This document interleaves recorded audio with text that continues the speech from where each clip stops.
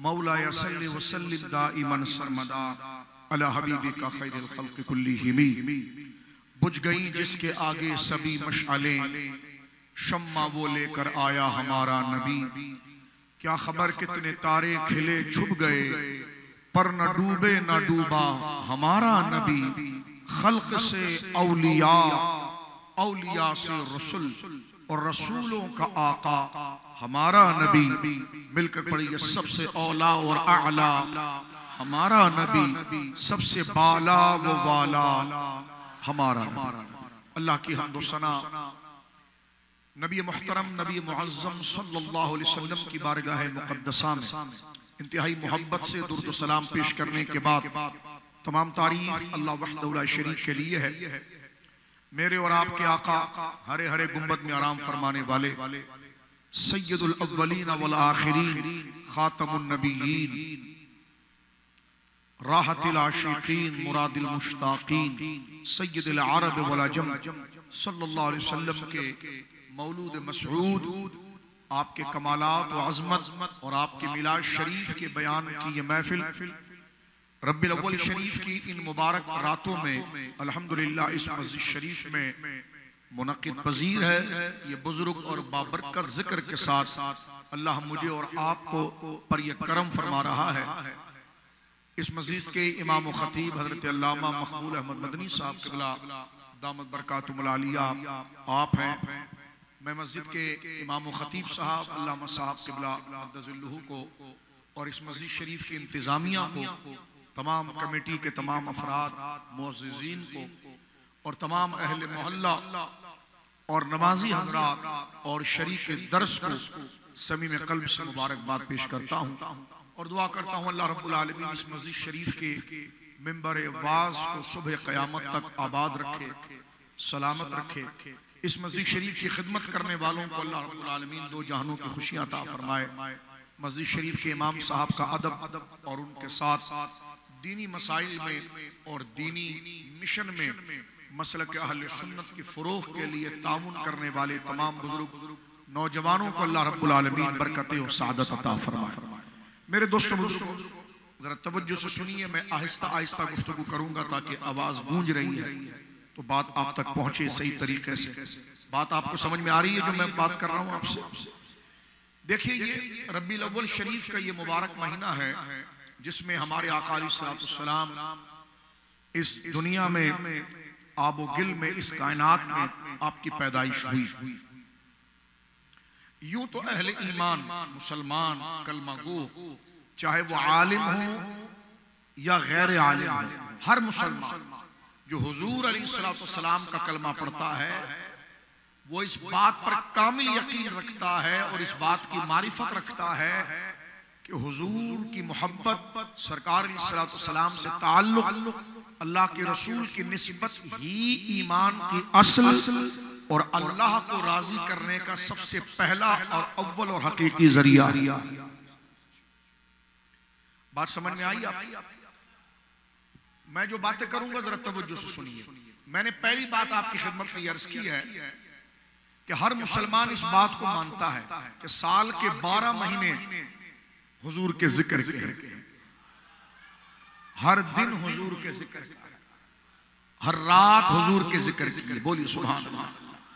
हर सुबह हुजूर के जिक्र की, हर हफ्ता हुजूर के जिक्र का है, हर दिन हुजूर के जिक्र का है, सारी उम्र हुजूर के जिक्र की है।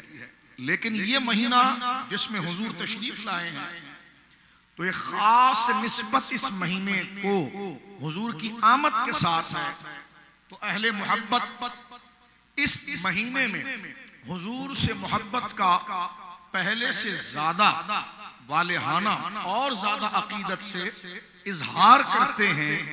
और इस इजहार का मकसद ये होता है कि जब अहले ईमान इस बात को जानते हैं कि हुजूर की मोहब्बत ही दीन की असल है, तो फिर वो महीना या वो दिन या वो लम्हे जो इस अजीम हस्ती और हमारे आका की तशरीफ आवरी की है, तो फिर इस महीने में हुजूर की याद, मोहब्बत और जिक्र को अल्लाह को राजी करने के लिए अहले ईमान उसका पहले से ज्यादा एहतमाम करते हैं, मनाते हैं, जिक्र करते हैं और साथ में इस बात का एतराफ करते हैं कि अगर हमसे कोई कोताही, गलती हुजूर की लाई हुई शरीयत के अहकाम पर अमल में रह गई है तो हम उससे अल्लाह के हुजूर माफी मांगेंगे और जो बकिया जिंदगी रह गई है तो उसमें हम मुकम्मल तौर पर मुस्तैद, तैयार, बेदार और होशियार होकर हुजूर की मोहब्बत का ताल्लुक, हुजूर की मोहब्बत का समर, हुजूर की मोहब्बत की निस्बत शरीयत पर अमल करना, वो अल्हम्दुलिल्लाह हम करें। अगर ये लंबी तमहीद आपको समझ में नहीं आई है तो मैं इसको दूसरे अंदाज में समझाता हूँ। हमारे वहां देखें सियासी जमातें होती हैं या मजहबी जमातें होती हैं, उसका कारकुन जो उसके साथ जुड़ जाता है, मैं तकरीर शुरू कर चुका हूं, बहुत अहम बातें आपसे कर रहा हूं और आगे इसके नतीजे की तरफ जाऊंगा तो जरा तवज्जो रखिए। आपका वक्त मेरे नजदीक कीमती है तो आप अपने वक्त की कदर को जाने। हमारे वहां सियासी तंजीमें होती हैं जो किसी दिन बनती हैं, किसी साल बनती हैं। कोई मजहबी तंजीम होती है, लोगों को मजहब की तालीम, नमाज, रोजा, ज़कात, हज, शरीयत की तालीम, या कोई मदरसा बनता है तो उसकी बुनियाद का एक साल होता है, एक दिन होता है। यूं तो जो तंजीम से जुड़ जाए या उस मदरसे से जुड़ जाए हर वक्त वो उस तंजीम का पाबंद रहता है, लेकिन जैसे ही वो तंजीम जिस साल बनी थी, जिस दिन बनी थी, उस दिन खास एहतमाम के साथ एक तजदीद की जाती है, एक यौम तासीस किया जाता है कि वो साल याद करो, वो घड़ियां याद करो, वो महीना याद करो जब ये तंजीम बनी थी। तो सारे कारकुनान जमा होकर उस तंजीम की बनने का जो मकसद था उसमें अगर कोई कोताही हो गई है तो बंदा अपना एतराफ करके मुआफी का तलबगार होता है और जो बकिया जिंदगी रह गई है तो उस सच्ची तंजीम के मिशन पर चलने का अहद करता है। यही रबीउल अव्वल के अंदर अहले सुन्नत की नीयत होती है। बात समझ गए आप? अब बाज लोगों का ये टोपी ड्रामा के आप रबीउल अव्वल में सब कुछ करते हैं, तो मैंने कहा आप इंसान होते तो आपको आपको छोटी सी चीज समझ में नहीं आ रही। कब यह कहा कि हुजूर का मिलाद गैर रबीउल अव्वल में नहीं हो सकता? तवज्जो है? आप तो 12 को कर रहे हैं, मैंने कहा तो 12 तो आई नहीं, अभी तो 12 आने में एक हफ्ता है। क्यों हुजूर के जिक्र के आगे शक के पत्थर डालते हो? और हुजूर के जिक्र को रोकोगे तो ना तुम्हारी पगड़ी तुम्हें बचाएगी, ना तुम्हारा सिर रोजा तुम्हें बचाएगा, ना तुम्हारी तबलीग तुम्हें बचाएगी। अगर ये कौम हुजूर की तरफ आ रही है, ये नौजवान जिनको महंगाई की चक्की में पीसा जा रहा है, जिनको फिरकावारियत की चक्की में पीसा जा रहा है, और इस वक्त कादियानियत, सेकुलरिज्म, एथिसिज्म, इल्हाद, बेदीनी, यहूदियत, नसरानियत, इस्लाम दुश्मन सब इस्लाम पर टूट पड़े हैं, तो उस वक्त अगर कोई जमा करके नौजवानों को जिंदगी का मकसद और असल ईमान जनाब रसूलुल्लाह की तरफ लाए तो तुम्हें उसकी तारीफ करनी चाहिए कि बिदअत का फतवा लगाना चाहिए। तवज्जो है आपकी? मिलाद के खिलाफ करने वाला या तो जाहिल है या पागल है। मिलाद के खिलाफ साजिश करने वाला, तवज्जो कर रहे हो? तुम समझते नहीं तो फिर मुझे खुल के वादियों का रद्द करना पड़ता है। और कर रहे हो आप? ये जो टिन डब्बे मार्केट में फिरते हैं ना कि चरागा क्यों किया, झंडा क्यों लगाया, इनकी इल्मियत की औकात टके की भी नहीं, और ना इन बदबख्तों के कहने में आना। क्योंकि देखो एक मैं बात आपकी खिदमत में अर्ज करूं, तवज्जो करना। मरीज, डॉक्टर अगर मरीज का इलाज करे और मरीज पर सारी दवाइयां फेल हो जाए तो उसको बचाने का एक तरीका होता है, उसको वेंट पर रख देते हैं। अगर उसकी जान जा रही है तो उसको वेंट पर रख देते हैं और उसको ऑक्सीजन देते हैं कि इसकी सांसें बहाल हो जाए। इस वक्त उम्मत इतनी पीसी हुई है कि ये एक ऑक्सीजन पर है और उसके ऑक्सीजन का नाम इश्क रसूल है। बात समझ रहे हैं आप? और इश्क रसूल को लाने का जरिया मिलादुन नबी है। ये महफिल है, ये महफिल अपने तौर पर करना ना वाजिब है ना जरूरी है, लेकिन हालात के एतबार से ये कदर जरूरी है कि इन महफिल में कुछ और नहीं किया जाता, हुजूर का जिक्र ऐसा सिखाया जाता है कि यहां से उठने के बाद एक गरीब नादार शख्स भी, चाहे उसकी जेब खाली हो, लेकिन शरीयत पर एतमाद इतना होता है कि वो सर उठाकर चलते हुए कहता है कि जैसे मेरे आका ऐसा नहीं। वहाबियों, ये तो वफादारी की तहरीक है, तुम इसको फतवे की नजर कर रहे हो। तुम नहीं कर रहे हो ना करो, लेकिन जो कर रहे हैं उनके खिलाफ तवज्जो है। आप समझ रहे हो? देवड़ो, हम तुमसे बात कर रहे हैं, चरागा नहीं करते ना करो, लेकिन अगर कोई कर रहा है इश्क में तो आप क्यों रोक रहे हो? तवज्जो है आपकी? मैं आगे बढ़ना चाहता हूं क्योंकि ये कांटे फैलाए जाते हैं। मैं इस किस्म का बात करने वाला आदमी नहीं कि अपना सबक सुनाए जाऊं और नीचे लोग जल रहे हो। जो करंट इश्यूज होगा, चाहे उस पर जितनी भी मुखालिफत हो, बंदा अहले सुन्नत के लिए करंट इश्यूज की नब्ज पर हाथ रखे और कौम को दलाइल से मुतमईन करे कि सुन्नी का कोई भी अमल शरीयत के खिलाफ नहीं है। सुन्नी का कोई भी अमल शरीयत के खिलाफ नहीं है। अहले सुन्नत का कोई भी अमल कुरान सुन्नत के खिलाफ नहीं है। अल्हम्दुलिल्लाह, ये अल्लाह के फजल से और नबी करीम के सदके इस बात को हम बड़े एतमाद से करते हैं। सुन्नी चाहे फुरुआत में हो या उसूल में हो, दलाइल रखते हैं और वो दलाइल हैं जिसको कोई माई का बच्चा हिला नहीं सकता, क्योंकि इसका मकसद शरीयत मुतहरा की पासदारी है। पहले तो मैंने आपको अकली तौर पर लॉजिकल, बेटा गूंज जरा इसकी खत्म करना। अभी तक जो मैं आपके सामने बात कर रहा हूं ना, ये अकली एतबार से कर रहा हूं कि मिलाद क्यों करते हैं। मिलाद, अभी शरई दलील की तरफ आता हूं, लेकिन पहले लॉजिकल बात आपके सामने कर। एक बात तो ये है कि ये हुजूर सैयद आलम की मोहब्बत, क्योंकि हुजूर की मोहब्बत लाजिम है, इसमें कोई दो राय नहीं। हदीस पाक ला युमिनु अहदुकुम हत्ता अकूना हब्बा इलैहि मिन वालिदिही व वलदी वन नास अजमईन औ कमा क़ाल अलैहिस्सलातु वस्सलाम मुत्तफ़क़ुन अलैह।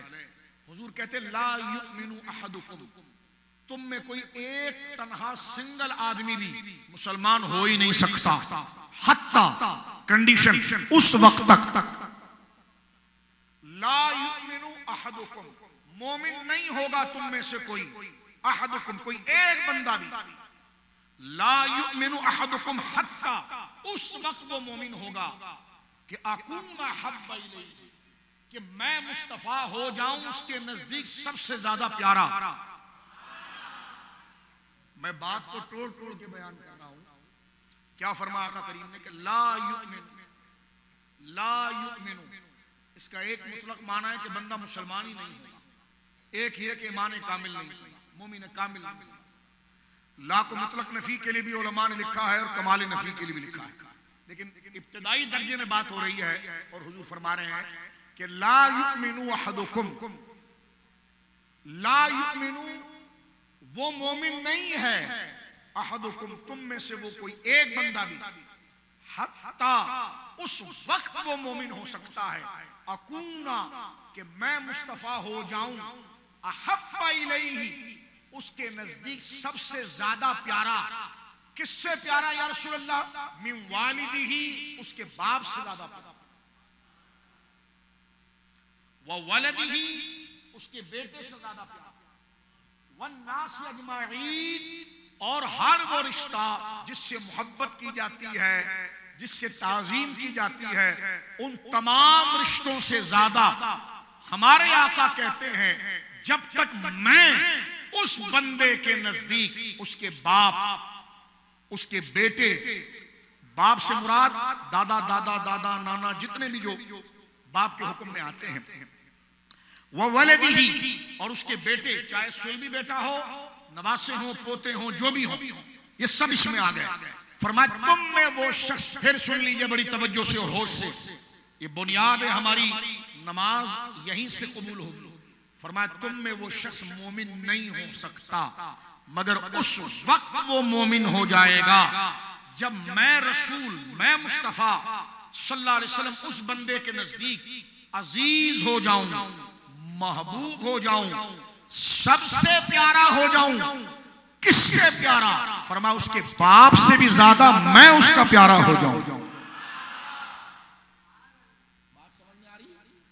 संस्कृत तो नहीं बोल रहा मैं, कोई भोजपुरी तो नहीं बोल रहा, उर्दू बोल रहा हूं ना, तो जरा फिर चेहरे से तासुर दीजिए, क्योंकि मुझे लंबी तकरीर का शौक नहीं। बात आप समझें, बात आप, क्योंकि जो जाहिल होता है वो वाबी होता है, और जिसमें इल्म होता है वो सुन्नी रहता है। तो इल्म हासिल, हम अपना तजुर्बा आपको बता रहे हैं, ठीक है? गौर कीजिए आप। आज दुनिया कहां पर पहुंच गई है, ये आज तक उसी पर लगे हुए। हमें कतन इस मौजू पर तकरीर का कोई शौक नहीं। हम तो चाहते हैं कि बराह रास्त कुरान पर आकर शान और अजमत पर बयान करें, जो पूरा कुरान हुजूर सैयद आलम। लेकिन मैं उन उलमा को भी कहता हूं कि अगर आप इन सवाल के जवाब के बगैर अगर तकरीर करेंगे ना, तो खुदा तुमसे पूछेगा। इसलिए कि लोगों के जहनों में शक डाल दिया गया है। उस शक को रफा करना दलाइल के साथ, मतानत के साथ, अमानत के साथ, इल्मी रसूख के साथ करना जरूरी है।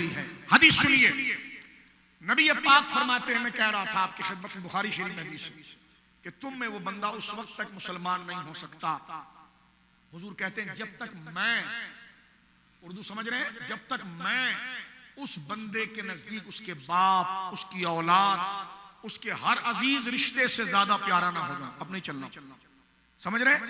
प्यारा ना हो जाऊं। अब मोहब्बत आएगी कैसे? हम हुजूर को जानते नहीं है, तो आएगी कैसे? मोहब्बत आएगी जब हुजूर को जानेंगे।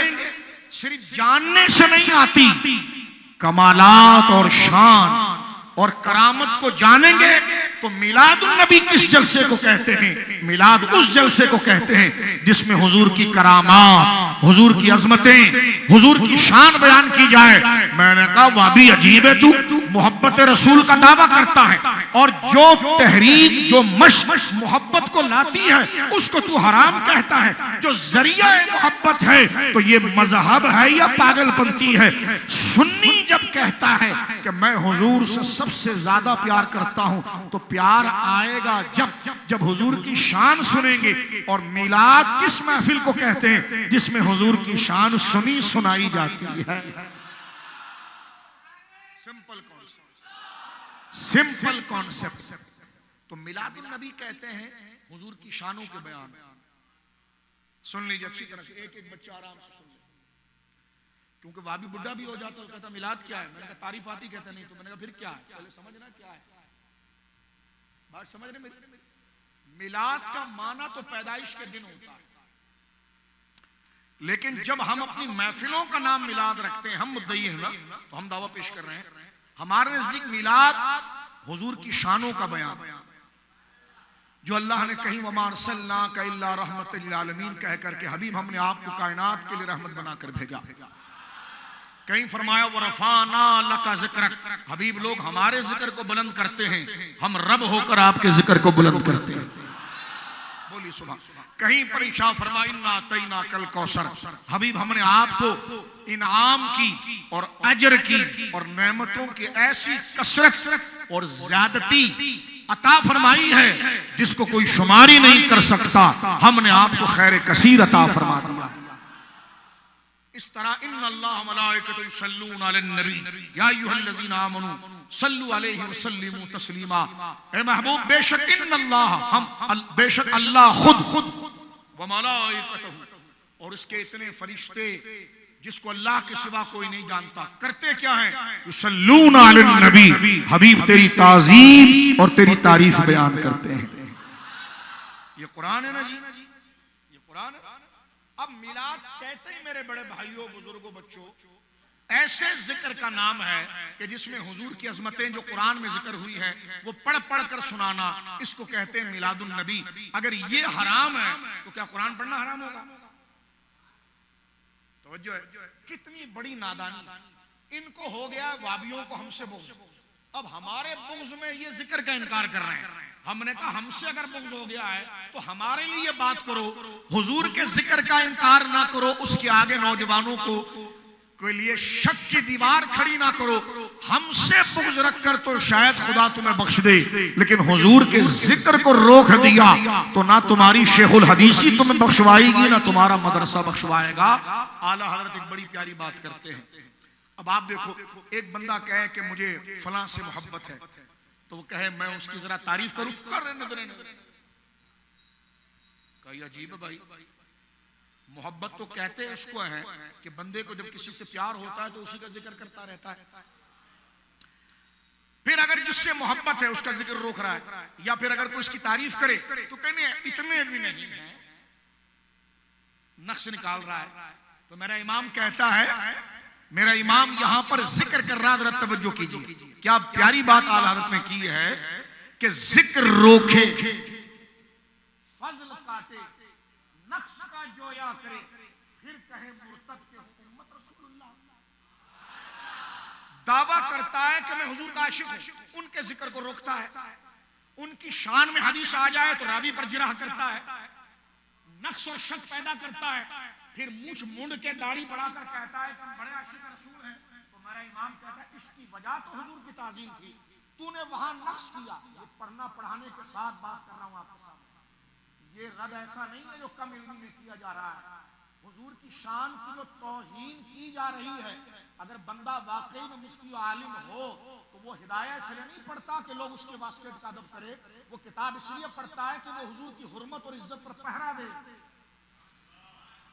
मेरे इमाम से बड़ा कौन मुफ्ती होगा, लेकिन वो इतना संजीदा शख्स आलिम, लेकिन देखो किस अंदाज में बात करता, मुल्हिदों की क्या मुराद। तो इल्म का लिखा आज हमने ये समझाया कि रद्द ना करना या खुल के बदमज़हब के खिलाफ ना बोलना, ये शायद बड़े तखस्सुस और इमाम की अलामत है। मैंने कहा ये ज़हनी बीमारी है, ये आपका किब्र है, आपको आता नहीं मसला बताना, आप में हिम्मत नहीं है कि आप बात कर सके, इसलिए कौम के अंदर सुलह कुल्लियत और बदमज़हबियत बढ़ती है। और अगर ये संजीदगी के खिलाफ था तो आला हजरत ने तो पूरी जिंदगी किया ही यही है, और उसी की वजह से लोगों का ईमान बचा। कि क्या फरमाया, ये रजा के नेज़े की मार है कि ये अदू के सीने में गार है, ऐसे जारा जोई का वार है कि वार वार से पार। तो जिक्र रोके, फजल काटे, नक्श का जोया करे, फिर कहे मुर्तद के हूं उम्मत रसूलुल्लाह की। तो मिलादुन नबी का सादा कॉन्सेप्ट क्या हुआ मेरे बुजुर्गों दोस्तों, हुजूर की शान का बयान, हुजूर की। अब मुझे बताओ, हुजूर की शान का बयान भी हराम हो सकता है? अल्लाह माफ करे। अगर हुजूर की शान हराम हो गई तो तारिक जमील की तारीफ कैसे जाएगी? अब इनकी मस्जिद में अगर कोई जमात आ जाए तो मगरिब के बाद भी लोगों को कहते हैं तुम्हारी दुकान का धंधा अपनी जगह पर 5 मिनट रोको, फला बंदा आया हुआ है, देखो ये फला जगह से आया।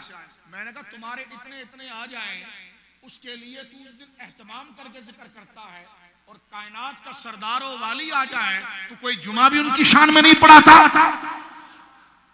शुरुआत हमें कहता है। तो मिलादुन नबी किसको कहते हैं मेरे दोस्तों बुजुर्गों? हुजूर की शानों का बयान, हुजूर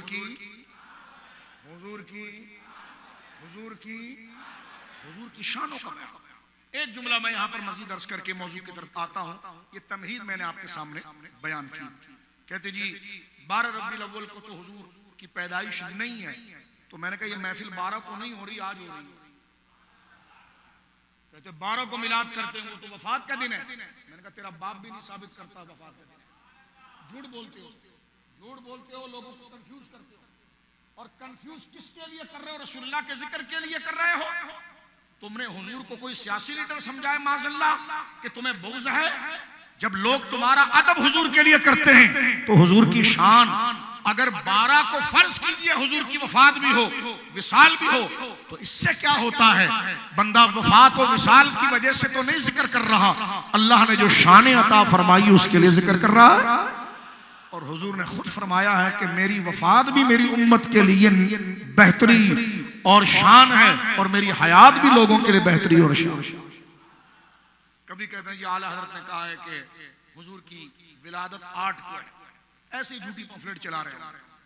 मैं सिर्फ इतना अर्ज करना चाहता हूँ, फतह बरज़िया शरीफ दिखाइए आप, और उसकी 26वीं जिल्द देखिए, सफ़ा नंबर 411 से लेकर पढ़ना शुरू कीजिए, सारा प्रोपेगेंडा सामने आ जाता है। आला हज़रत से पूछा गया कि हुजूर की विलादत कौन से महीने में हुई?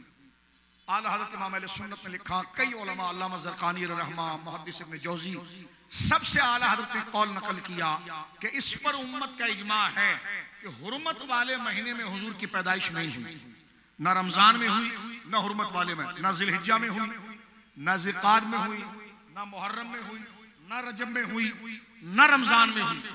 हुर्मत वाले महीने तो 4 है। हुर्मत वाले महीने कितने? बोलो कितने? 4। अब ना उन 4 महीनों में हुई है, ना रमजान में हुई है।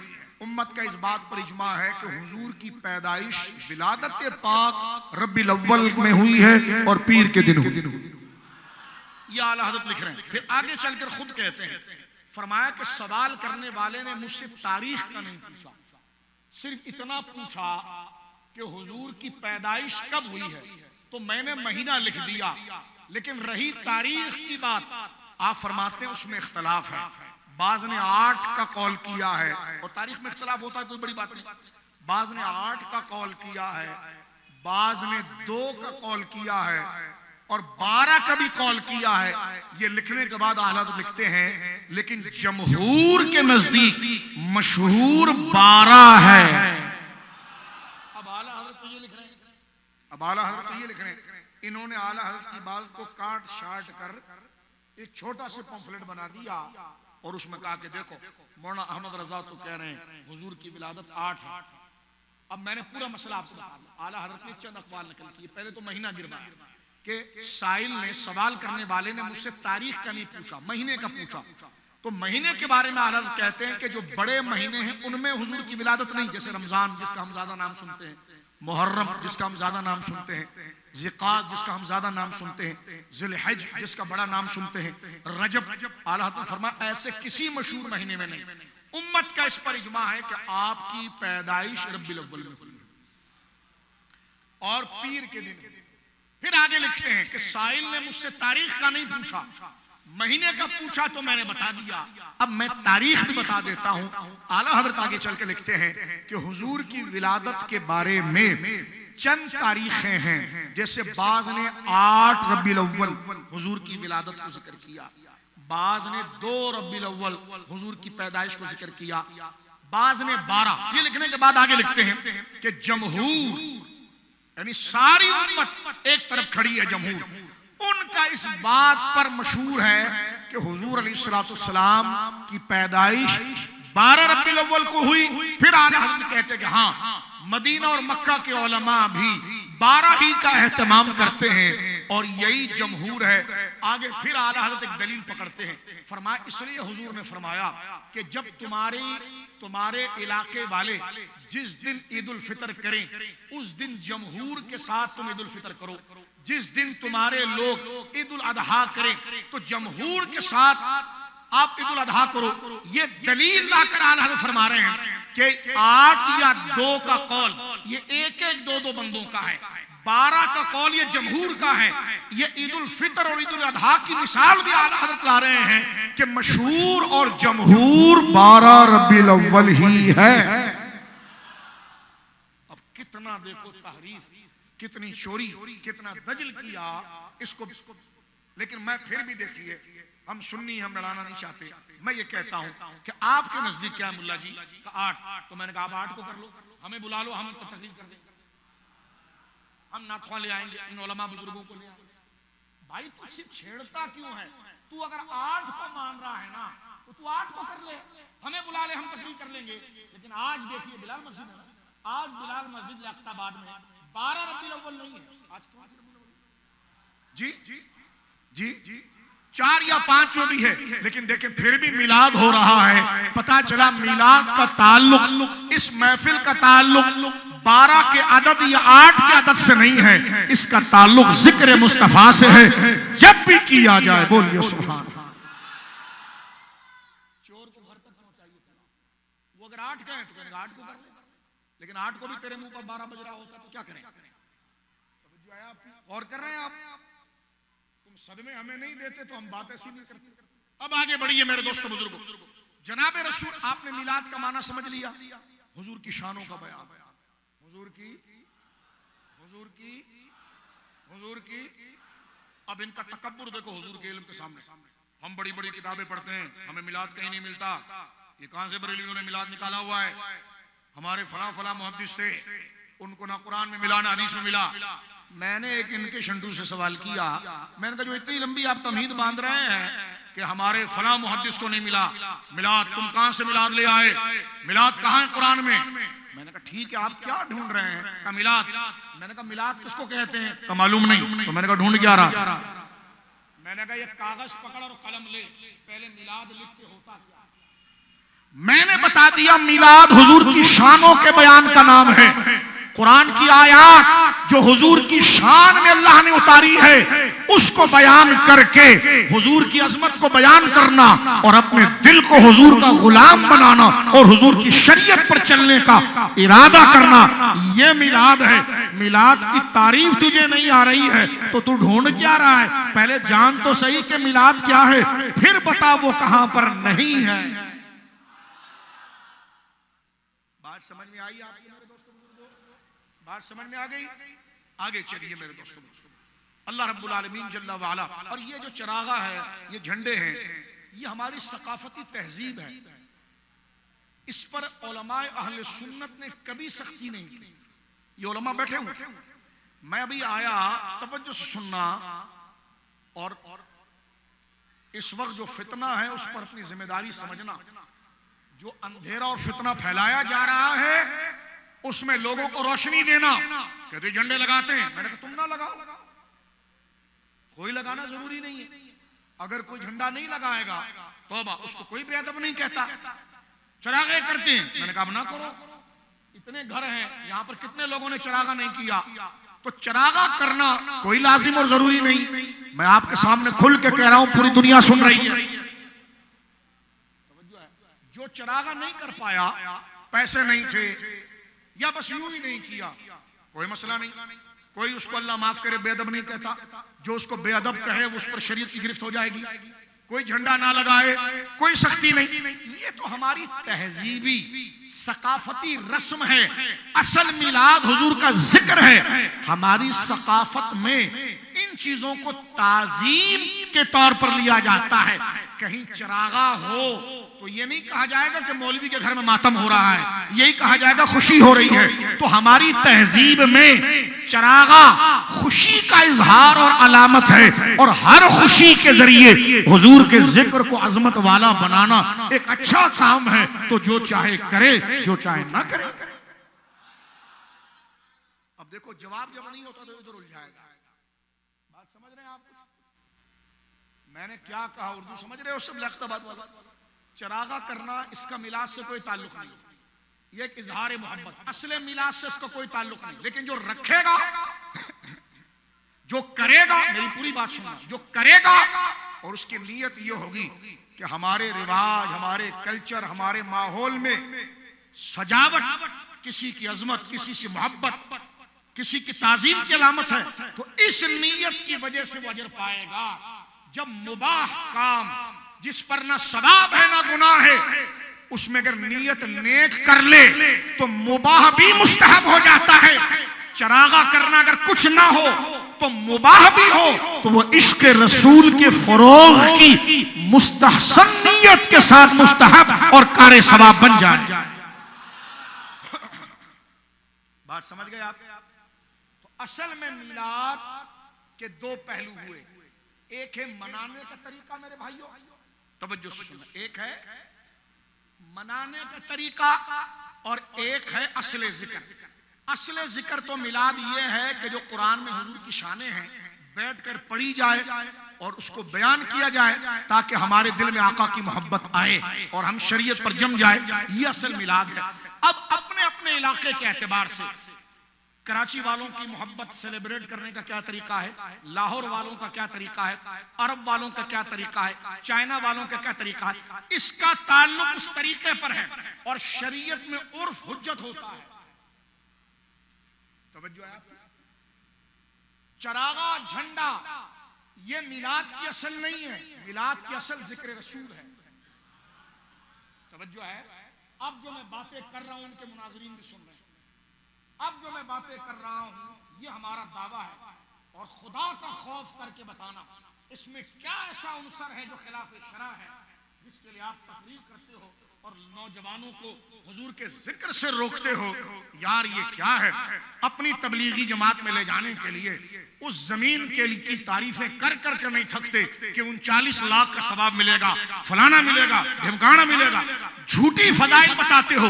हुजूर के लिए तो सच कलाम कुरान मौजूद है, वो बयान करना वो तुम्हारे नजदीक बिदअत हो जाता है। और वहां पर जहां बिस्तर खोलो तो चर्स बरामद हो रही है, वहां की फजीलतें जायज हो जाती है। बात समझ रहे हो? कितनी दुश्मनी। आप जुल्म देख रहे, उल्टा हमारे को डांटते। भाई हमने कब कहा कि अगर आपने चरागा नहीं किया तो बेअदब है? भाई जिसने कर लिया मोहब्बत में तो उसको तू बिदअती क्यों कह रहा है?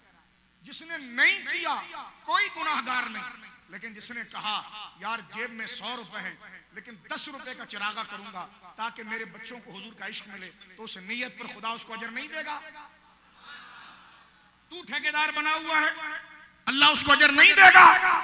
इस फितने के दौर में कि जहां गाना, फिल्में, ड्रामे, अय्याशी, फहाशी फैली हुई है और एक बंदा कहे कि मेरे पास पैसे थोड़े से हैं, मैं पुराना झंडा लगा दूंगा, लेकिन मेरे बच्चों के दिलों में उस झंडे को देखकर अजमत रसूल आएगी तो मेरे बच्चों का अकीदा बचेगा।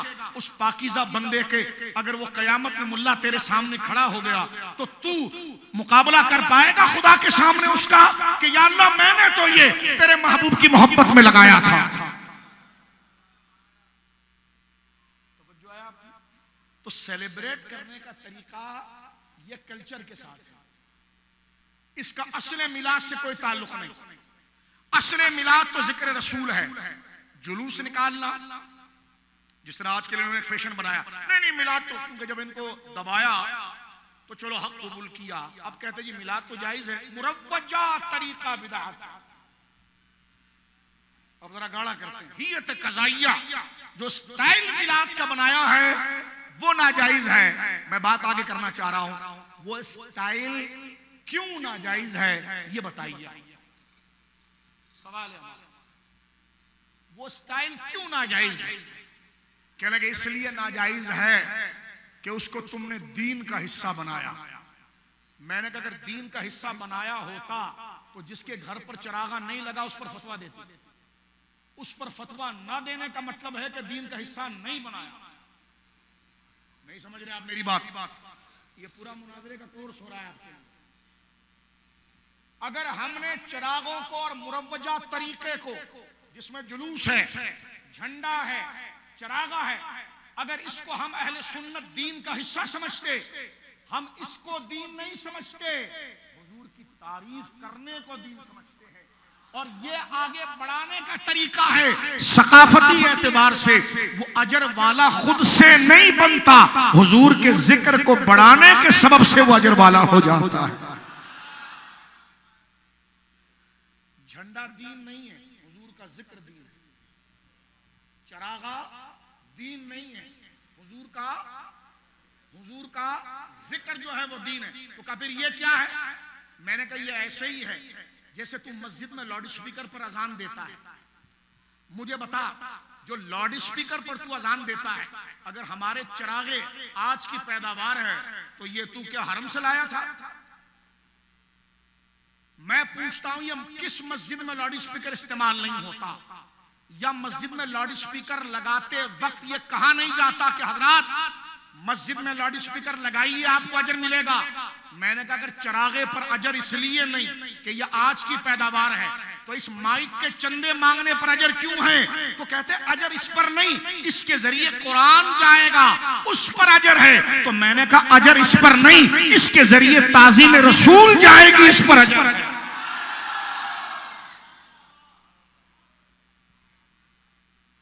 बात समझ में आई आपको? जुलूस कोई लाजिम नहीं है। अगर कोई देखो जुलूस में कितने लोग आ जाते हैं, 10,000, 15,000, 20,000, बाकी नहीं आते तो माज़अल्लाह कोई ये कहेगा गुस्ताख है? कोई नहीं कहेगा। कोई बोलिए। अब आइए तीसरे मरहले पर। मैंने थोड़ी सी बात, इसलिए हमारे फुक़हा ने ये मसला पहले तय कर दिया। आज से 500 साल पहले फतावा आलमगीरी हज़रत औरंगज़ेब रहमतुल्लाह अलैह ने 500 उलमा को जमा करके एक फतावा बनाया था। 500 उलमा जिसमें मुल्ला निज़ामुद्दीन साहब रहमतुल्लाह अलैह, ये साहिब दरस निज़ामी नहीं, अब्दुल अली फरंगी महल्ली के जो वालिद साहब है जिनसे निस्बत से दरस निज़ाम, ये वो नहीं है, ये दूसरे हैं। ये हजरत जौनपुरी है, ये मुल्ला निजामुद्दीन जौनपुरी, जिनकी क़यादत के अंदर फतावा आलमगीरी मुरतब हुआ। औरंगजेब शहनशाह मुगल रहमतुल्लाह अलैह ने जो काम किया, उन्होंने 500 उलमा को जमा करके इस्लामी कवानीन पर एक किताब मुरतब करवाई कि जिसको अदालत में रख दिया जाए तो इस्लामी शरीयत जब आए तो वो पूरी किताब पूरी अदालत को चलाए। जिस तरह आज के जज हमारे गोरों के जूते चाट कर उनकी अंग्रेजियों पढ़ाते हैं ना, इसलिए इस्लाम किसी का मोहताज नहीं है। ये फतावे अगर रख दिए जाएं और जज इसको समझते हो तो चोरी तो दरकिनार, बड़े से बड़े हर मसले का हल, ताजीर हो या हुदूद हो, जो लोगों को दरपेश मुआशी मसाइल हो या मजहबी या सियासी मसाइल, सबका हल नबी की शरीयत बयान करती है। और फ़िक़्ह हनफी को ये एजाज हासिल है कि इंसान के सारी जिंदगी के शोबे जो कुरान और सुन्नत ने बयान किए हैं, उन मसाइल को बयान करने में फ़िक़्ह हनफी सफ़े अव्वल के अंदर है। बात समझ गए तो आवाज सही समझ में आ रही है आपके? गौर फतावा आलमगीरी में एक मसला मौजूद है और उसमें ये उसूल लिखा है हजरत मुल्ला निजामुद्दीन ने। कहाँ लिखा है? किताबुल हज में। किताबुल हज में उस जगह पर लिखा है जहां रसूलुल्लाह सल्लल्लाहु अलैहि वसल्लम की कब्र शरीफ की ज़ियारत का मसला है। और इस जुज़िये को उठाया है अल्लामा इब्न हुमाम से, साहिब फतुल क़दीर से, वहां से लिया है। मसला क्या था? कुछ लोग मक्का से उम्रा करने के बाद, हज करने के बाद जब मदीने पाक आते थे ना, तो मदीने पाक का सफर जाहिर सी बात है 400 किलोमीटर दूर है, तो वो जैसे ही आते और सामने मदीने पाक की सरहद, वो मक्का से सफर करते रहते 12 दिन 15 दिन गुजर गए। अब जब वो मदीने पाक में आ रहे हैं, मदीने की बाउंड्री शुरू होती ना, तो वो अपनी सवारियों से, गाड़ियों से उतर जाते। गाड़ियां तो उस दौर में नहीं थी, सवारियों से, घोड़ा है, ऊंट है, उससे उतर जाते और पैदल पैदल हुजूर के रोजे तक आते, सवारी पर बैठकर नहीं आते। समझ गए मेरे भाई? जरा ज़ौक़ रखो, मैं तफसील से बता रहा हूं ताकि आपको समझ में आए। और ये वो जरूरी बातें हैं जिसको जानना हर सुन्नी को जरूरी है। और कोई कुरान और सुन्नत और तहकीक के खिलाफ बात नहीं की जा रही। जरा तवज्जो कीजिएगा मेरे दोस्तों, ये माँ बाप के फजाइल और ये फजाइल, इससे पहले ये फजाइल जरूरी है।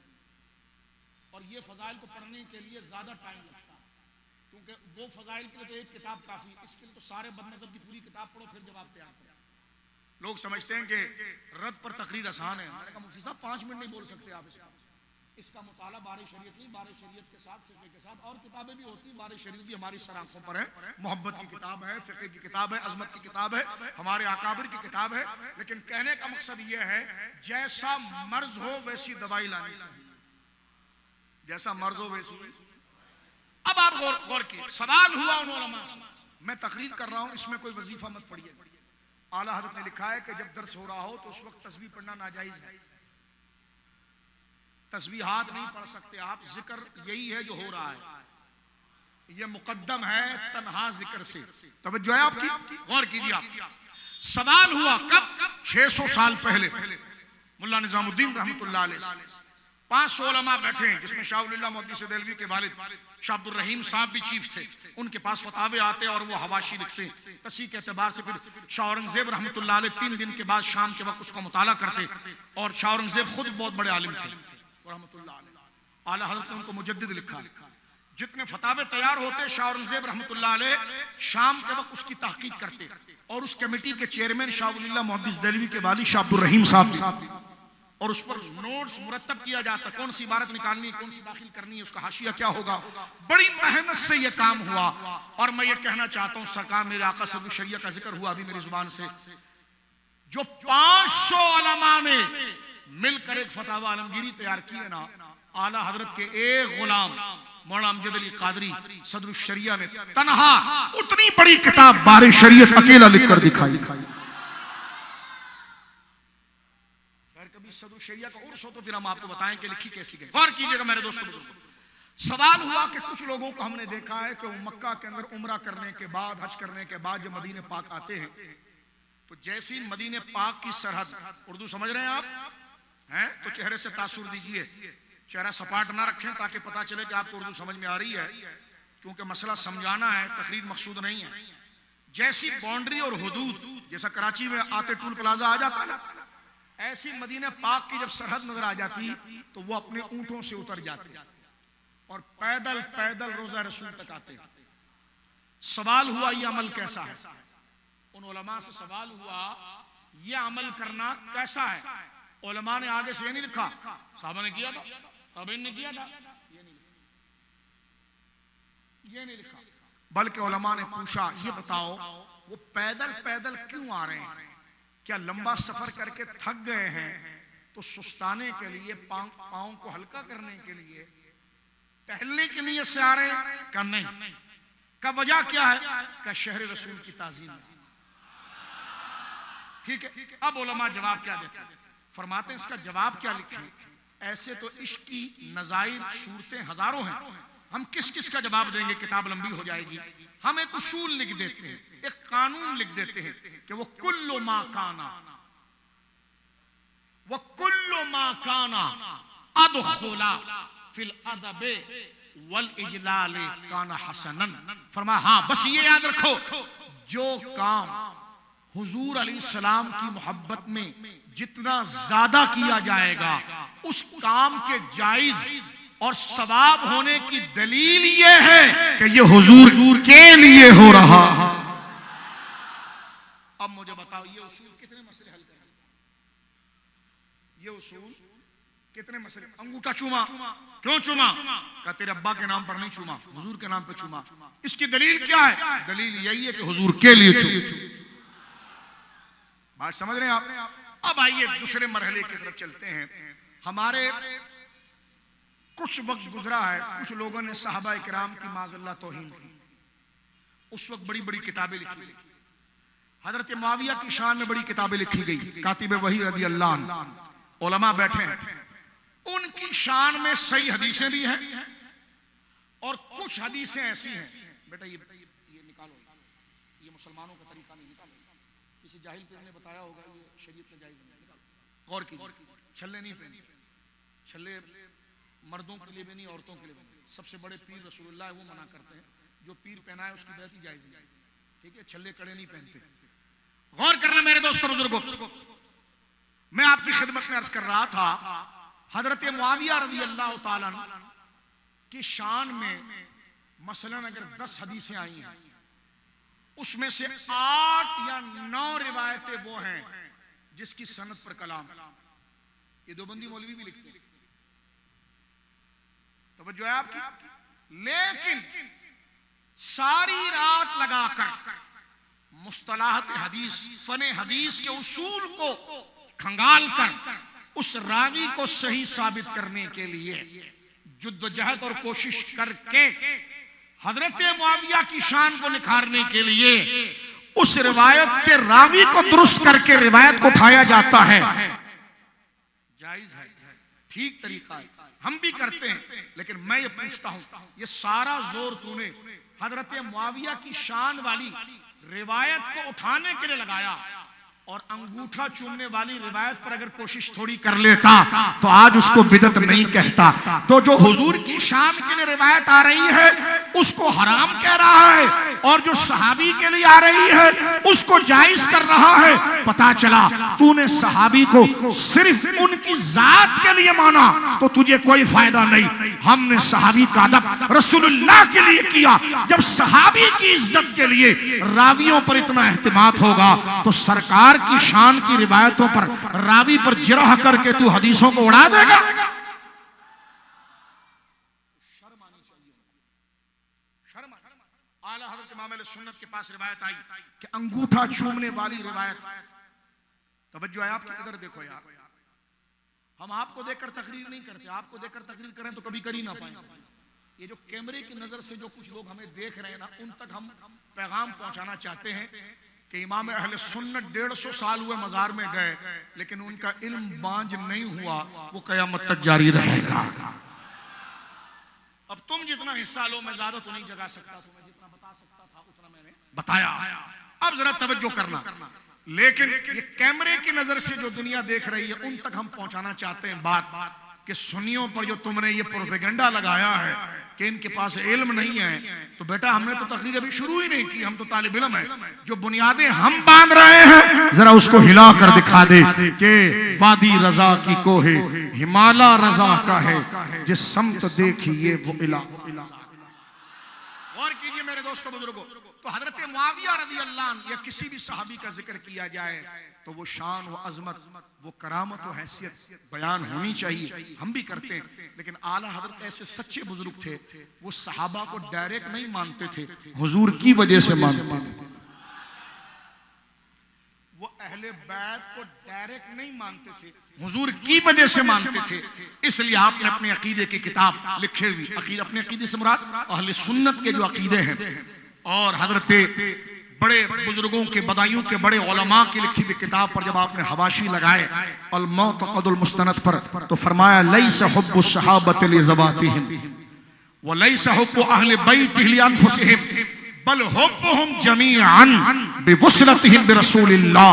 फरमा सहाबा से मोहब्बत उनकी जात की वजह से नहीं होगी, अहले बैत से मोहब्बत उनकी जात की वजह से नहीं होगी, बल्कि सहाबा और अहले बैत इन दोनों से मोहब्बत हुजूर की वजह से।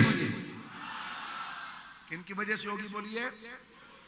अब आला हजरत से सवाल हुआ अंगूठा चूमने पर, किस पर बोलिए? वो रिवायत पहले गई थानवी के पास, किसी ने उससे पूछा, एक मुहद्दिस ने उस पर जिराह करते हुए इल्मी अंदाज में, बुग़्ज़ में इल्मी अंदाज में जुमला लिखा कि ला यसिह को देखकर थानवी ने पूरी सनद ही उड़ा दी, कहा ये बात मनगढ़ंत है। और जब ये बात इमाम अहमद रजा के पास पहुंची, उस वक्त मेरे इमाम की उम्र 29 साल, और ये किताब इल्म हदीस का शाहकार है। इसकी जब तारीफ इस उर्दू से अरबी में मेरे शेख सरकार ताजु शरिया ने जब इसको किया और जब उलमाए अरब के पास ये पहुंचा तो उसके एक एक सत्र को चूमते थे कि क्या इल्म इश्क़ रसूल में अल्लाह ने अहमद रजा को अता फरमाया। आज भी मौजूदा फतावा रज़विया की जिल्द नंबर 5 में रिसाला मौजूद है, जो तलबा उसको पढ़े। मैं कहता हूं ये अगर इब्ने हजर को जिंदा होते ना तो वो कहते वाकई में कि मुल्क सुखन की शाही तुमको रजा मुसल्लम, जिस समत आ गए हैं सिक्के बिठा दिए हैं।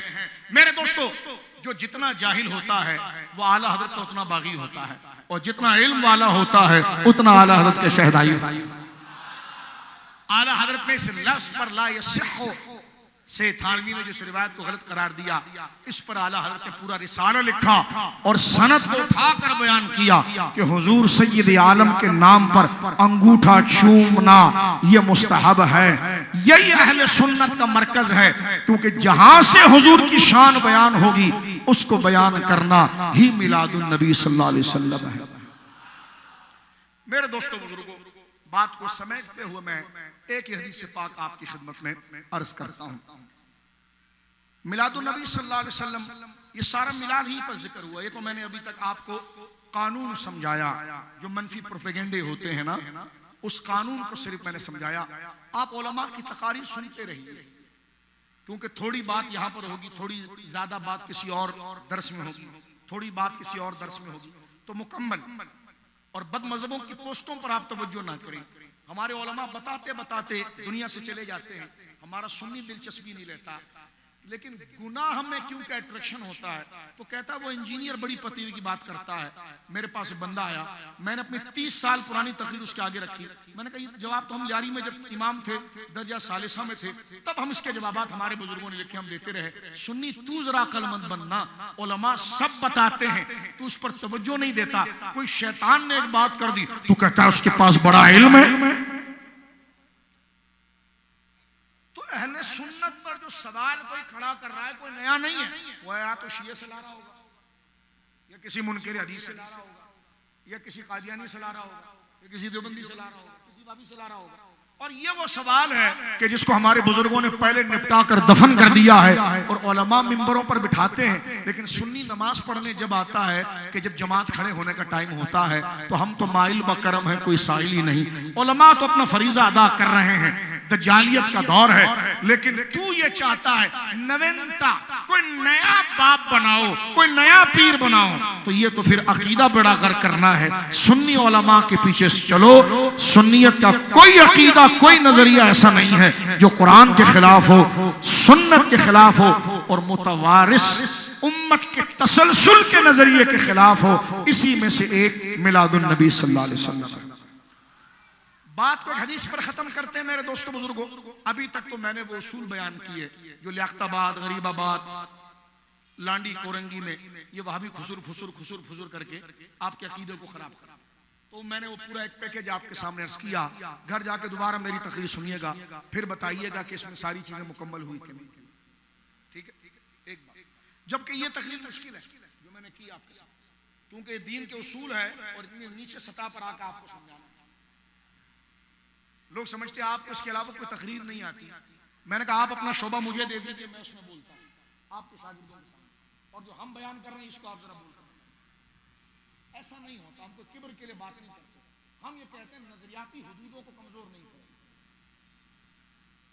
अदब सबका है, हम कोई अल-अयाज़ु बिल्लाह किब्र नहीं कर रहे, और ना हमने कोई, ये सब हमारे बुजुर्गों ने बना रखा है, तैयार कर रखा है। अल्हम्दुलिल्लाह उन्हीं के मुबारक खाना इल्म से हम जैसे तालिब इल्म कुछ नुस्खे उठाते हैं, खुद का भी ईमान बचाते हैं और अपने दोस्तों की तरफ भी।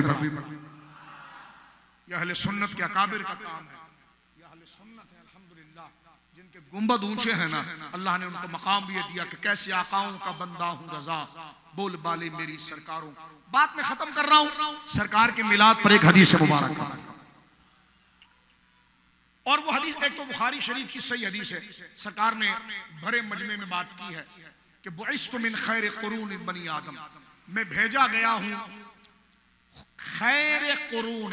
खैर अखियर है, इसमें तफजील है, तलबा बैठे बता रहा हूं, और ये इस्तेमाल की वजह से हमजा वसली गिर गया है जरा। ये खैर असल में अखियर है, बेजावी ने भी लिखा। फरमाया बुइस्तु मिन खैर कुरून। कुरून जो है वो कर्न की जमा है। कर्न का माना सिंह के भी आता है, अलामत के भी आता है। अल्लाह मालिक कारी इसके हवाशी में लिखते हैं, कर्न से मुराद ऐसे अफराद जो हर दौर में रहे हैं, जो शक्ल सूरत और अखलाक में हमेशा आली रहे हैं, वो 9 रहे हैं या 7 रहे हैं। और खैर जो अखियर, उससे मुराद ईमान। सरकार फरमाते हैं भेजा गया हूं मैं खैर कुरून, यानी ऐसे लोगों में मैं आया हूं जो अखलाक और शक्ल सूरत में भी आला थे और ईमान में भी कामिल थे। वो मेरे वालिदैन थे।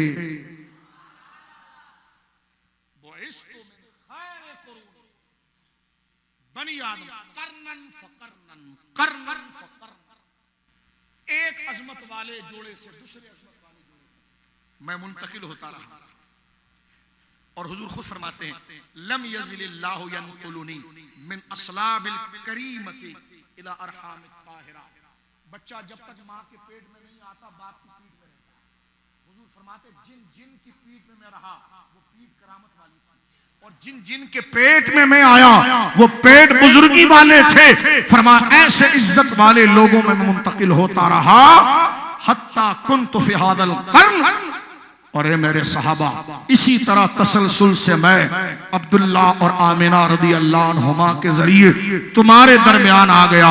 अना खैरुकुम बैतन व खैरुकुम नफ्सन। मेरे सहाबा मैं खानदान के एतबार से भी तुमसे बड़ा हूं और अखलाक व हुस्न के एतबार से भी तुमसे आला हूं। ये मिलाद नहीं हो रहा तो क्या हो रहा? मैंने मौलवी को कहा ये हदीस कब पढ़ेगा? कहने का बकरीद में पढ़ूंगा। तो मैंने कहा वो जो तू बंस रोड पे चौथे दिन कुर्बानी काटता है उसका सबूत कब लाएगा? अबे मैंने कहा बकरीद में भी हदीस पढ़ी जा सकती है, लेकिन ये हुजूर की पैदाइश का महीना है, ये हदीस पढ़ी ही रबीउल अव्वल के जुमे में जाएगी ताकि सारी दुनिया देखे नबी हमारे कैसी शानवान। बात खत्म कर रहा हूं। ये आखिरी रिवायत जो मैं पढ़ना चाह रहा था उससे पहले मैंने आपके सामने कि आप ये ना कहें कि बात सिर्फ इख्तिलाफी हुई। वो इख्तिलाफी नहीं थी, वो सद्दे ज़राए थे। जो जाहिल होगा जो उसको कहेगा ये इख्तिलाफी बात नहीं, सद्दे ज़राए। चोर के मुकाबले में दरवाजा बड़ा रखना इख्तिलाफ नहीं है, माल बचाना है। तो ये इख्तिलाफी बातें नहीं होती, ये सद्दे ज़राए होते हैं। भेड़ियों को अंदर आने से पहले दीवार लगा। तो ईमान को लेने के लिए जो शैतान आ रहा है उसकी दीवारें बांधी गई है, ये खिलाफ नहीं बोला गया। इसको उसूल फिक्र में कहते हैं सद्दे ज़राए। सद्दे ज़राए यानी वो चीजें जो मुहलिकात हलाक करने वाली हो, वो अंदर घुस के सारे चमन और बाग को बर्बाद कर दे। तो एक सद, एक ऐसी शीशे वाली और फौलाद की दीवार लगा दो कि वो फितना अंदर ना आ सके। इसको कहते हैं इल्म मुनाज़िरा। ये शिद्दत वाला इल्म नहीं होता, ये सद्दे ज़राए होता है। आखिरी हदीस पाक पढ़ रहा हूं आपके सामने, अहले सुन्नत गौर से सुने, कितने वाज़े अंदाज में हुजूर ने अपना मिलाद पढ़ा। ये मुस्लिम इमाम अहमद में भी है, पढ़ने जा रहा हूं, ये मुस्तदरक में भी है, और ये हदीस असल में बुखारी मुस्लिम की है। किसकी है बोलिए? इमाम बुखारी को 2 लाख हदीसें याद थी। ये नहीं यहां से सीढ़ियों से उतरे हो ना तो पूरा मौलवी बन के उतरना। आज का दर्स हर तरीके से हमने किया। इमाम बुखारी को कितनी लाख हदीसें याद थी? बोल, मुंह खोलना थोड़ा सा। 2 लाख हदीसें याद थी। इमाम बुखारी ने बुखारी में कितनी हदीसें लिखी? 4 साढ़े 4 हजार गैर मुकर्रर। 1,96,000 हदीसें कहां गई? और ये 4 साढ़े 4 हजार हदीस को जमा करने में 16 साल लगे। ठीक है जी। बुखारी का नाम क्या है? बुखारी तो उनकी इलाके का नाम अल जामिउ अस्सहीह अल मुस्नद अल मुख्तसर मिन उमूरिही व अय्यामिही व सुननिही सल्लल्लाहु अलैहि वसल्लम। ये पूरा इमाम बुखारी ने बुखारी शरीफ का नाम रखा। अब इसका हर नाम अल जामे एक माना है, एक उसूल अल जामिउ अस्सहीह अल मुख्तसर अल मुस्तनद। हम उसको जल्दी शॉर्ट फॉर्म में बुखारी कह देते हैं क्योंकि वो बुखारा के रहने वाले, लेकिन ये बुखारी शरीफ का नाम नहीं। बुखारी शरीफ का नाम मैंने अभी आपके सामने ले लिया। तो इमाम बुखारी को मेरे बुजुर्गों, बड़े भाइयों, 2 लाख हदीसें याद थी गैर मुकर्रर। गैर मुकर्रर से मुराद क्या? इमाम बुखारी कई तर्जुमतुल बाब बनाकर उसमें बात हदीसों को रिपीट करते हैं। तो अगर ये मुकर्रर हदीसें आ जाएं तो 7,500 के करीब जाती है। तो अगर मुकर्ररात को हटा दिए जाएं तो 4,100 हदीसें बुखारी शरीफ में बनती हैं। तवज्जो है, बगैर मदरसे पढ़े देखो 8 साल का इल्म आ गया। और ये बातें बच्चों को 8 साल के बाद पता चलती है। तो ये मिलाद की बरकत से फुट मुफ्त में पता चली कि नहीं चली? बोलो सुभान अल्लाह। आगे बढ़िए। इमाम बुखारी ने जो हदीसें छोड़ी इसलिए कि मेरी किताब लंबी हो जाएगी, पढ़ने वाला उचाट हो जाएगा। तो आपके शागिर्द इमाम तिरमिजी ने कुछ ले ली, इमाम अबू दाऊद ने कुछ ले ली। उसका एक बड़ा जखीरा बाद में आने वाले मुहद्दिसीन में इमाम हाकिम ने मुस्तदरक के नाम से किताब बांधी। उस किताब का नाम लिखा मुस्तदरक अल सहीहैन। बुखारी मुस्लिम से उन्होंने बची हुई रिवायतें ली। तवज्जो है आपकी? आगे बढ़ रहा हूं ताकि पूरी डिटेल से आपको बात पता चले। लेकिन उलमा ने लिखा कि इमाम हाकिम रिवायत बयान करने में मुतसाहिल हैं, उन पर जिरा है। उन पर यह जिरा आती है कि जनाब जो है वो ज़ईफ रावी को भी सही कर देते हैं, सही कह देते हैं, तसाहुल कर जाते हैं। तो फिर उलमा ने कहा यार देखो ये इल्जाम इमाम हाकिम पर है तो जरूर, लेकिन इमाम हाकिम ने जो मुस्तदरक में इतनी हदीसें जमा की है ये खजाना। अगर हम सिर्फ इमाम हाकिम को मुतसाहिल कहकर मुस्तरद करें तो ये मुस्तदरक का खजाना तो जाया हो जाएगा। उस वक्त अल्लामा शमसुद्दीन ज़ाहबी रहमतुल्लाह अलैह ने बेड़ा उठाया। उन्होंने कहा मुस्तदरक पर तहकीक मैं करूंगा, जहां इमाम हाकिम से खता हुई है या तसाहुल हुआ है मैं उस पर हाशिया बांधूंगा, और जो बात ठीक है उसको मैं ठीक कहूंगा। ये बात हो रही है 7वीं सदी हिजरी में और ये 15वीं चल रही है। उस वक्त से लेकर आज तक गैर मुक़ल्लिदीन उलमा हो, देवबंदी हो, अहले सुन्नत हो, सब इस बात पर मुत्तफिक है कि इमाम हाकिम अगर इमाम बुखारी, इमाम मुस्लिम का नाम लेकर कोई हदीस लाएं और उसको इमाम ज़हाबी सनद दे दें कि ये ठीक है, तो वो लोहा हो जाए, सोना हो जाए, उसका इनकार कोई नहीं कर सकता। अब जो मैं हदीस पढ़ रहा हूं मिलाद पर, वो इसी दर्जे की है, पूरी दुनिया देख रही है। ठीक है, हदीस तो तवील है, उसका आखिरी जुमला पढ़ता हूं। हजरत अरबाज बिन सारिया हदीस के रावी हैं, कहते नबी पाक ने एक दफा खुतबा दिया और फरमाया इन्नी अब्दुल्लाह क़ाल नबी सल्लल्लाहु अलैहि वसल्लम इन्नी अब्दुल्लाह व अना खातमुन नबिय्यीन व अबी मुंजदिल फी तीनिही। फरमा मेरे सहाबा में अल्लाह का बंदा हूं मुझ पर नबूवत खत्म कर दी गई। अल्लाह ने मुझको उस वक्त बनाया था जब हजरत आदम की मिट्टी को गूंदा जा रहा था, उससे पहले मैं मौजूद था। बताइए मिलाद है कि नहीं? तवज्जो है। अब बशरियत जो सबसे पहले बशर हैं, जो सबसे पहले इंसान हैं, उनकी मिट्टी भी तैयार नहीं हुई और हुजूर कहते मैं था। मौलवी साहब रिवायत को हिला नहीं सकता तू, इसलिए कि ये बुखारी मुस्लिम की शर्त पर है और इमाम हाकिम ने कहा हाजा हदीस सहीह, और ज़हाबी ने आगे कहा वो वाफ़क़ ज़हाबी आइदन हाजा हदीस सहीह। ठीक है जी, मैंने इसलिए पहले किताब का तारुफ आपको कराया क्योंकि बात इसमें बड़ी कीमती है। सुन्नी तो आंखों का सुरमा बनाएगा, अगले से हजम नहीं होगा, इसलिए मैंने बंद बांधा। ये नहीं कि रिवायत पढ़ के चला जाता और इसमें थोड़ा टाइम तो लग रहा है, लेकिन तू बैठने में थक रहा है। हम तेरे ईमान की फिक्र करते हुए कह रहे हैं कि थोड़ा टाइम लग रहा है, लेकिन उठे इस अंदाज में कि कोई शक ना रहे, दिल मदीना मदीना हो जाए। सुन्नी गौर कर और कदर कर अपने उलमा की, गौर कीजिए मेरे दोस्तों। और डब्बे पीरों से भाग, उलमा ही चड्डी वाले बाबा, टोपी वाले बाबा, लोटे वाले बाबा, बर्तन वाले बाबा। वो बाबा वो होता है जिसको शरीयत आती है, जिसको नमाज के फराइज नहीं पता। कह रहे तावीज बहुत अच्छा लिखते हैं। मैंने कहा तावीज लिखना और है, मुर्शिद बनना और है। खैर आगे चलिए मेरे दोस्तों। नबी पाक ने फरमाया इन्नी अब्दुल्लाह, मैं अल्लाह का बंदा। देखो देखो हमें पता है दुख कब होता है। इसमें दुख नहीं हो रहा कि आप बोल क्यों नहीं रहे, वल्लाह नहीं हो रहा मस्जिद में। दुख वल्लाह जब होता है कि जब यहां से हम उतरते हैं ना तो तुम जोश से हमें मिल रहे हो। हम गली के रूड़े थे, हमारी कोई ऐसे जोश दिखाना है तो हुजूर को शान नहीं। हम मुसाफा कर रहे हो तो हमारे पीछे भाग रहे हो, उस वक्त हमें अपने आप से हया शर्म कि रसूलुल्लाह का कलाम पढ़ा, तूने उसमें कोई उम्मीद नहीं दिखाई और हमारे टोपियों से मुतासिर हो रहा है। और मैं तो तेरी तरह आम आदमी, मेरे भाई गौर करना है, राजी होना है तो इन सच्ची बातों पर राजी हो और बोल सुभान अल्लाह। गौर करें, नबी पाक ने फरमाया इन्नी अब्दुल्लाह, मैं अल्लाह का बंदा। व खातमुन नबी, मुझ पर नबूवत खत्म कर दी।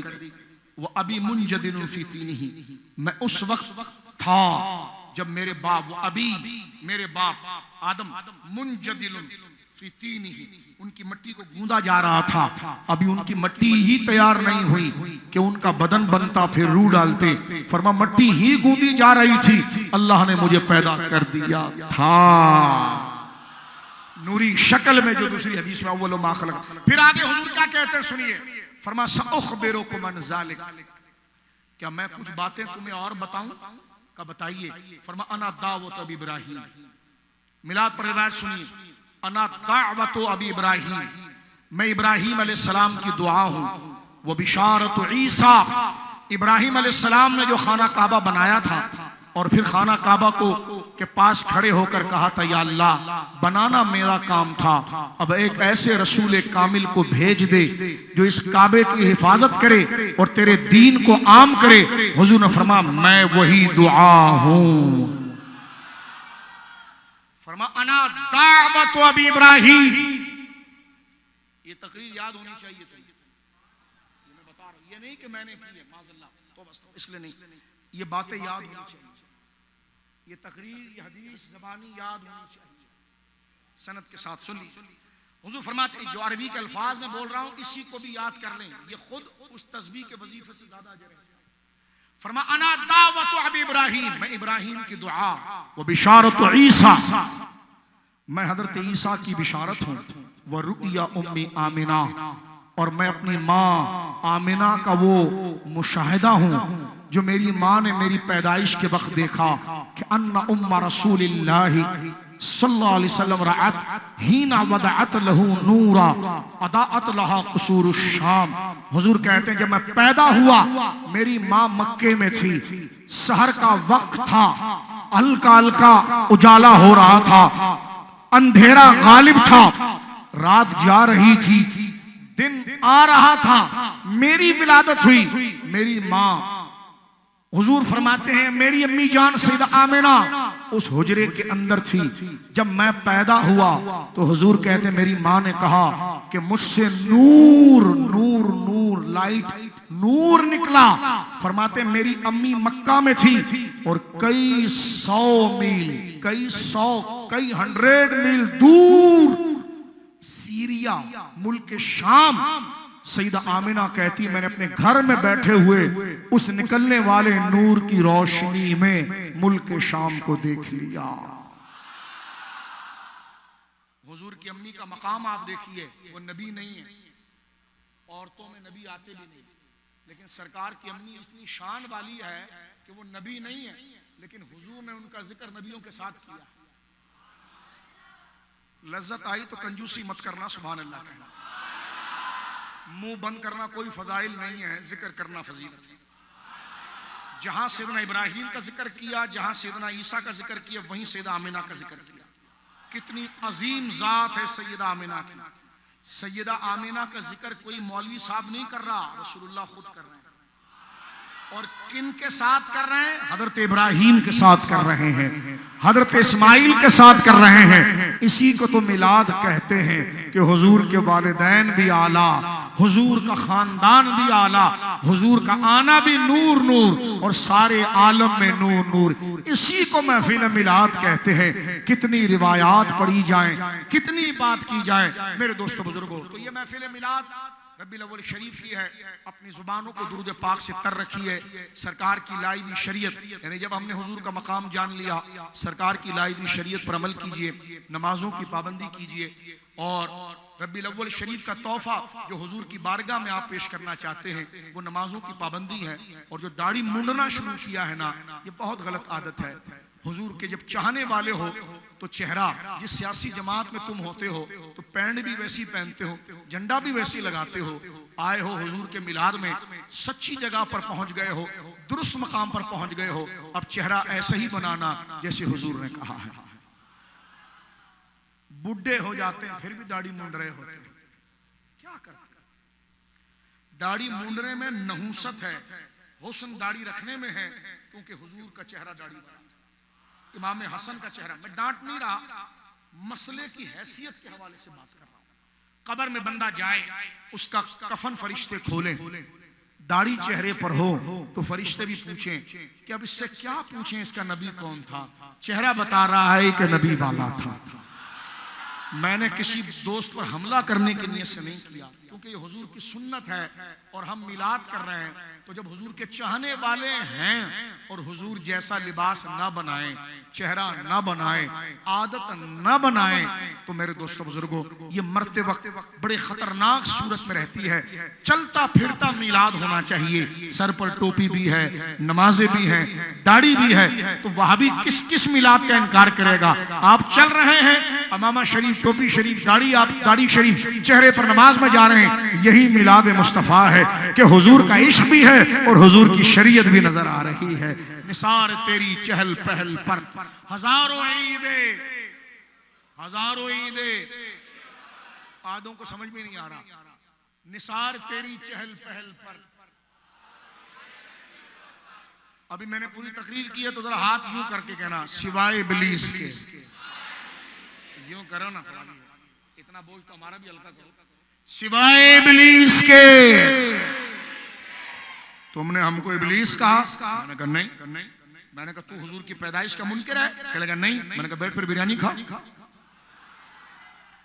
मैंने तो इब्लीस को इब्लीस कहा, ये पड़ा तीर आप क्यों दे रहे हैं? मैंने तो इब्लीस को इब्लीस कहा और इब्लीस रोया था। किताब में ना हो तो हम जिम्मेदार। कहेगा आपने हमें इब्लीस कहा। मैंने कहा किसी मुसलमान या इंसान को कोई इब्लीस बोल सकता है? आप क्यों? मैंने कहा रोया इब्लीस था। मैंने कहा सिवाय इब्लीस के जहां में सभी तो खुशियां मना रहे हैं। मैंने कहा हुजूर की आमद की आपको खुशी नहीं है? कहेगा है। मैंने कहा बैठो भी चाय पियो। आप क्यों घबरा रहे हो? मैंने तो नाम भी नहीं लिया। नाम मैंने इब्लीस का लिया, परेशान आप नहीं समझे? आप मेरी बात पूरा मुकम्मल करके जाओ ना तकरीर। कहते जी हमें इब्लीस कहते हैं। मैंने कहा किसने कहा इब्लीस? हमने इब्लीस को इब्लीस कहा। रिवायत में आता रन्न शैतान अरबा रन्नात, शैतान 4 दफा रोया था, एक दफा सूरह फातिहा उतरते वक्त और एक दफा हुजूर की विलादत के वक्त। ये ना हो और रौज़तुल उन्फ में मौजूद अल्लामा सुहैली ने सही सनद से नकल किया है। इब्लीस रोया था कि नहीं रोया था? तो हम तो इब्लीस को बोल रहे हैं, कहते गाली दे रहे हैं। मैंने कहा इब्लीस को इब्लीस कहना गाली है, कुत्ते को कुत्ता कहना गाली है, शैतान को शैतान कहना गाली है? बोलो ना। गंद को गंद कहना गाली है, लेकिन पाकीज़गी को गंदी कहना ये गाली है। इंसान को शैतान कहना ये गाली है, इंसान को इब्लीस कहना, मोमिन को इब्लीस कहना ये गाली है। तो हमने तो इब्लीस को इब्लीस कहा ना, वो तो रिवायत मौजूद है। कहते मैंने कहा आपको इब्लीस क्योंकि हुजूर की पैदाइश से खुश नहीं हुआ था, आप मुल्ला जी खुश नहीं है? कहने का बिल्कुल है। तो मैंने कहा बिलाल मस्जिद में बिरयानी खाओ।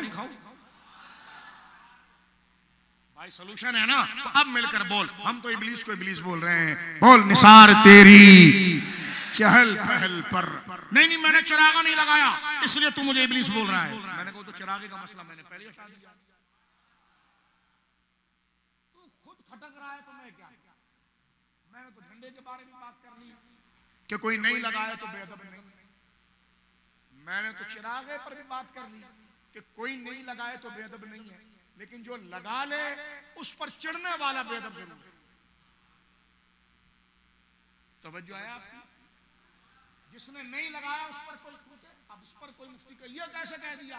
मैंने इसलिए कहा कि वो इजहार मोहब्बत रसूल है उस बंदे के नजदीक, और शरीयत इसको मशहूर रखती है। मिलकर पढ़िए निसार तेरी हजारों ईदें। जरा धमकी की उंगली उठाओ। सिवाय इब्लीस के जहां में सभी